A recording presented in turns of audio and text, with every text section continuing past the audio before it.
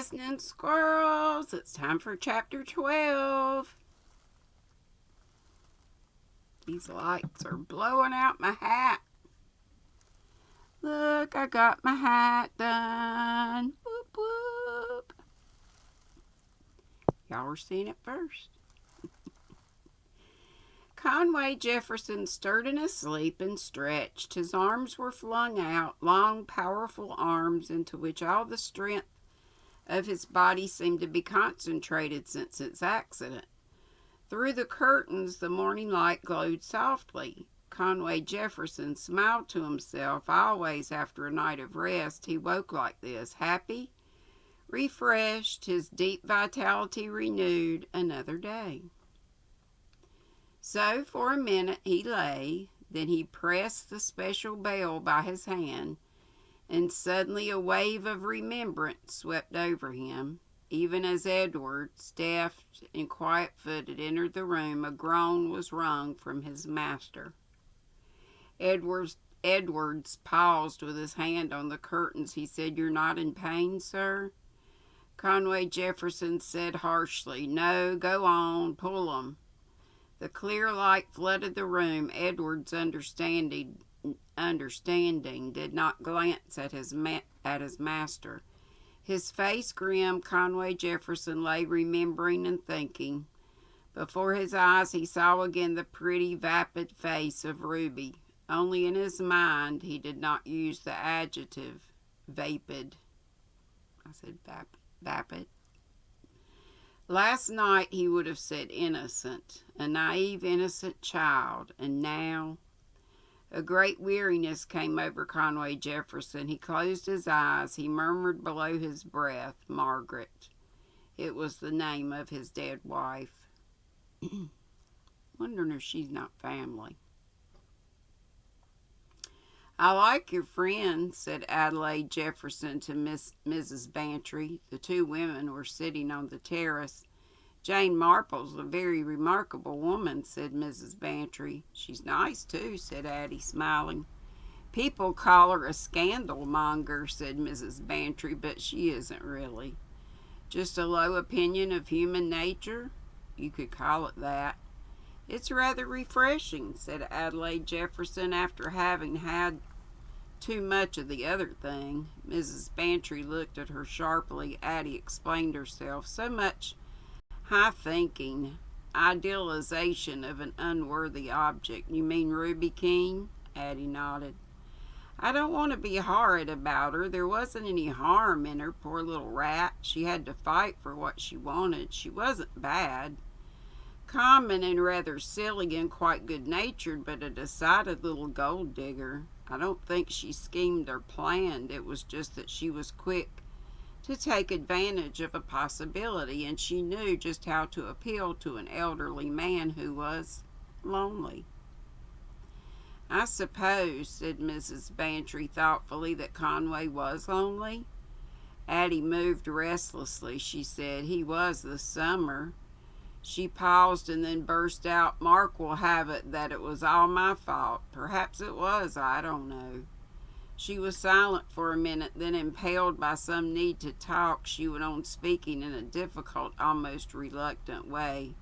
I've had such an odd sort of life.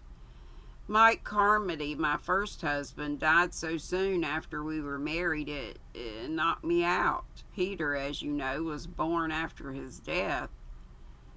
Frank Jefferson was Mike's great friend, so I came to see him a lot. He was Peter's godfather. Mike had wanted that. I got very fond of him and, sorry for him too." "Sorry?" queried Mrs. Bantry with interest. "Yes, just that. It sounds odd. Frank had always had everything he wanted. His father and his mother couldn't have been nicer to him, and yet, how can I say it? You see, old Mr. Jefferson's personality is so strong, if you live with it, you can't somehow have a personality of your own. Frank felt that. When we were married, he was very happy, wonderfully so.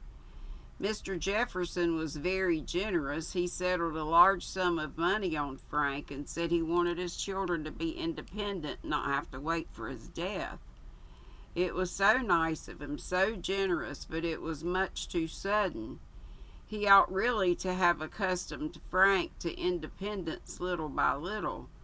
It went to Frank's head. He wanted to be as good a man as his father, as clever about money and business, as far-seeing and successful, and of course, he wasn't.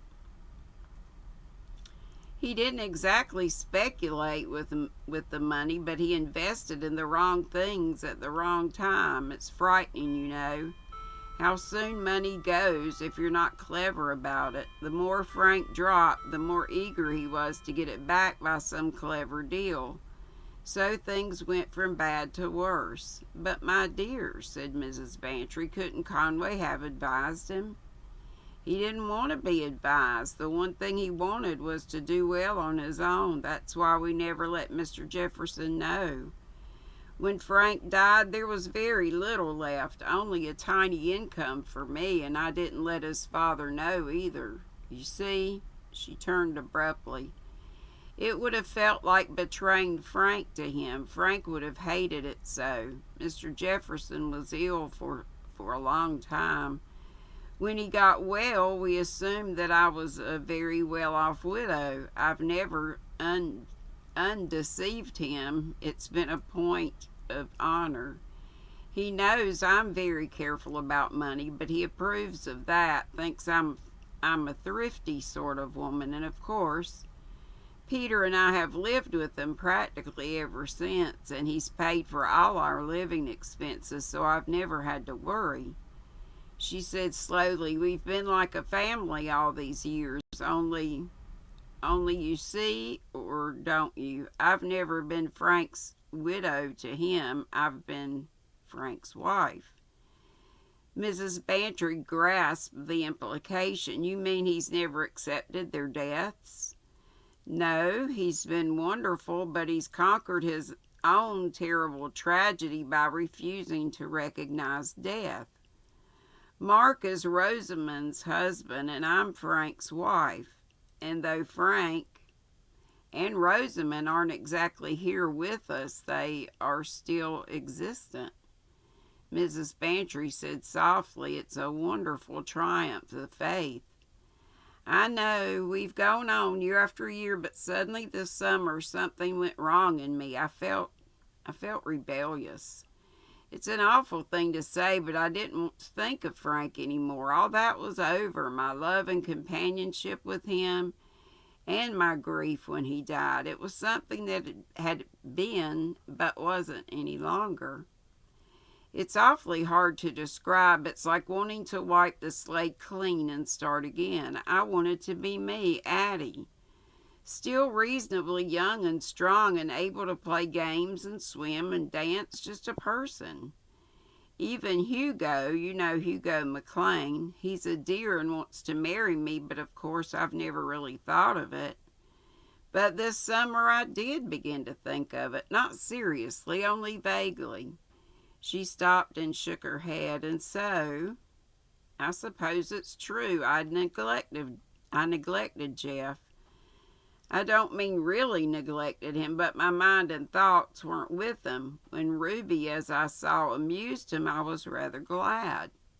It left me freer to go and do my own things. I never dreamed, of course, that he would be so infatuated by her." Mrs. Bantry asked, "And when did you find out?" "I was dumbfounded, absolutely dumbfounded, and I'm afraid angry, too." "I'd have been angry," said Mrs. Bantry. "There was Peter, you see. Peter's whole future depends on Jeff. Jeff practically looked on him as a grandson, or so I thought. But of course he wasn't a grandson. He was no relation at all. And to think he was going to be disinherited." Her firm, well-shaped hand shook a little while they lay in her lap. "For that's what it felt like. And for a vulgar, gold-digging little simpleton. Oh, I could have killed her." She stopped, stricken. Her beautiful hazel eyes met Mrs. Bantry's in a pleading horror. She said, "What an awful thing to say." Hugo McLean, coming quietly up behind them, asked, "What's an awful thing to say?" Sit down, Hugo. You know Mrs. Bantry, don't you? McLean had already greeted the older lady. He said now in a low, persevering way, "What was an awful thing to say?" "Addie Jefferson said that I'd like to have killed Ruby Keene." Hugo McLean reflected a minute or two, and then he said, "No, I wouldn't say that if I were you. Might be misunderstood." His eyes, steady, reflective gray eyes, looked at her meaningfully. He said, "You've got to watch your step, Addie." There was a warning in his voice. When Miss Marple came out of the hotel and joined Mrs. Bantry a few minutes later, Hugo McLean and Adelaide Jefferson were walking down the path to the sea together. Seating herself, Miss Marple remarked, "He seems very devoted." "He's been devoted for years, one of those men." "I know, like Major Bury, or Berry, Bury. He hung around an Anglo-Indian widow for quite 10 years. A joke among her friends. In the end, she gave in, but unfortunately, 10 days before they were to have been married, she ran away with the chauffeur. Such a nice woman, too, and usually so well balanced." "People do very odd things," agreed Mrs. Bantry. "I wish you'd been here just now, Jane. Addie Jefferson was telling me all about herself, how her husband went through all his money, but they never let Mr. Jefferson know. And then this summer things felt different to her."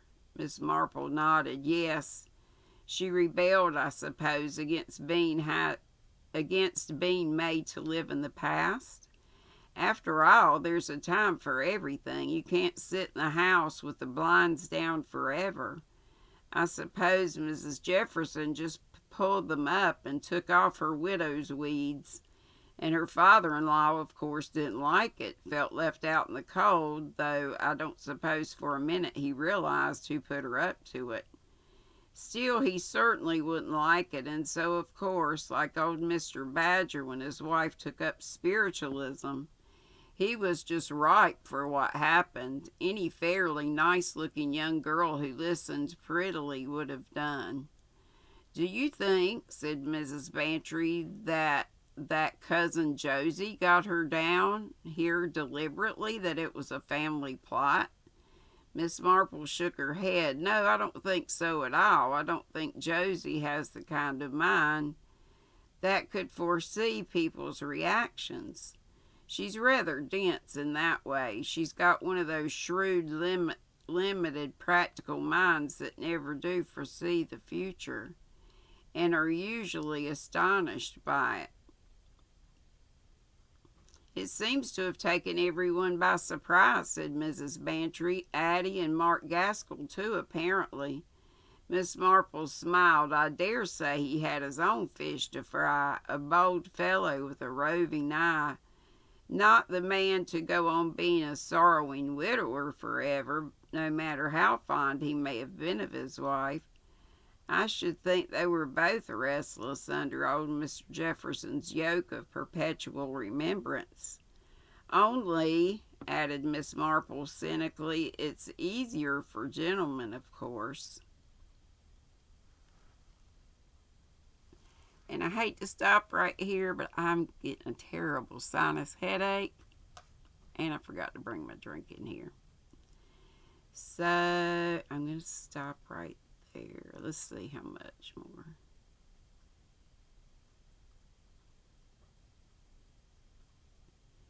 It's not a whole lot more, but I got to go take something for this headache before it gets worse. Eyeball pressure, all that stuff. Ugh. Yucky rain here, cold rain here today. Love y'all. Be sweet, don't be ugly. I should be live at 5 if I'm not feeling too bad. All right, bye-bye.